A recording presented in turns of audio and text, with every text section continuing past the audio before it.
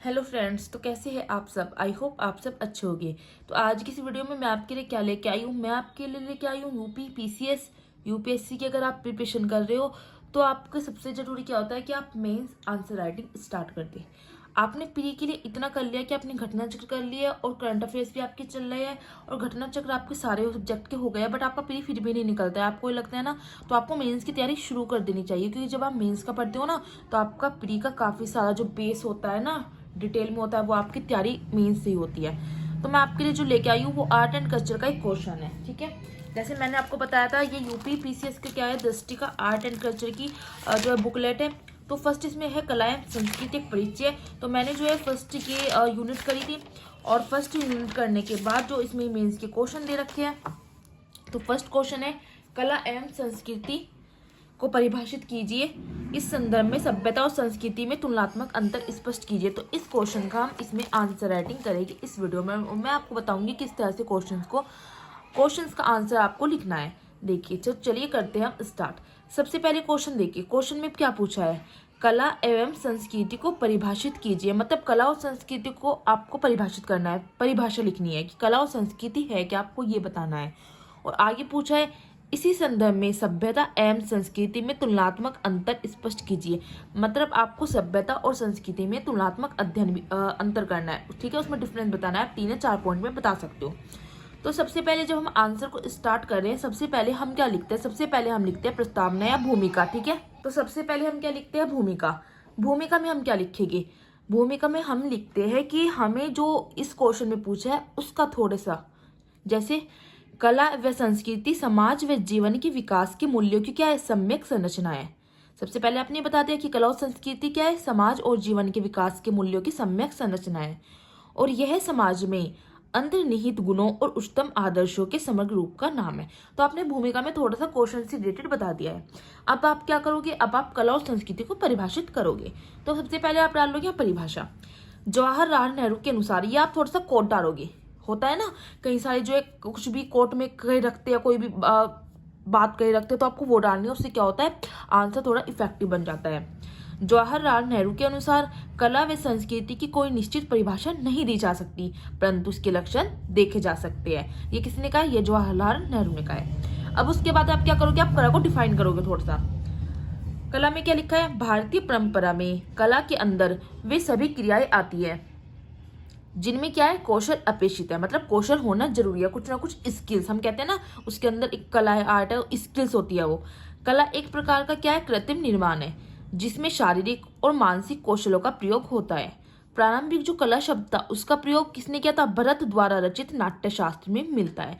आपको ब्लैक से भी लिख सकते हो अगर आपके पास टाइम है, वरना आपको क्या करना है, अगर आप ब्लू से लिख रहे हो उतना टाइम नहीं होता मीन्स में, तो आप क्या कर सकते हो, अंडरलाइन कर सकते हो, ठीक है, जैसे मैंने कौशल के नीचे किया है।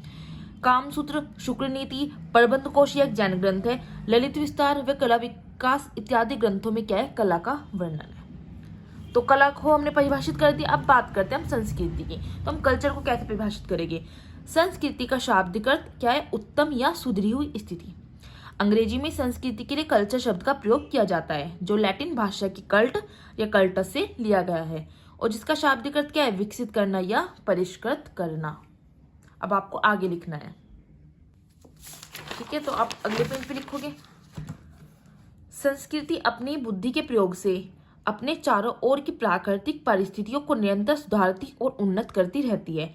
सरल शब्दों में कहे तो संस्कृति क्या है, संस्कृति उस विधि का प्रतीक है जिसमें हम सकारात्मक दिशा में सोचते और कार्य करते हैं। तो क्या किया आपने, जो फर्स्ट था संस्कृति को और कला को परिभाषित कर दिया। अब नेक्स्ट पूछा था सभ्यता और संस्कृति में अंतर, तो हम हेडिंग डाल देंगे इस तरह से। अंडरलाइन आपको जरूर करना है ताकि आपकी कॉपी अट्रैक्टिव लगे। सभ्यता व संस्कृति इतिहास की केंद्रीय विषय है। उसके बाद आप एक तरफ सभ्यता संस्कृति डाल दोगे, इंग्लिश में लिख दोगे सिविलाइजेशन एंड कल्चर। फिर आपको कुछ पॉइंट्स बताने हैं, ठीक है, 3 पॉइंट्स में हम यहाँ अपना पूरा कर देंगे। मनुष्य की प्राथमिक आवश्यकता क्या होती है, भौतिक आवश्यकता, जो कौन सी है, यानी वस्त्र, भोजन और निवास, तो वो सभ्यता में आती है।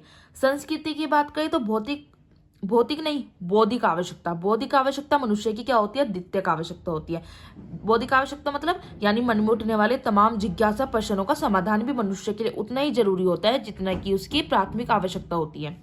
सभ्यता के सेकंड पॉइंट की अगर हम बात करें तो सभ्यता की माप की जा सकती है, लेकिन संस्कृति को कभी मापा या तोला नहीं जा सकता।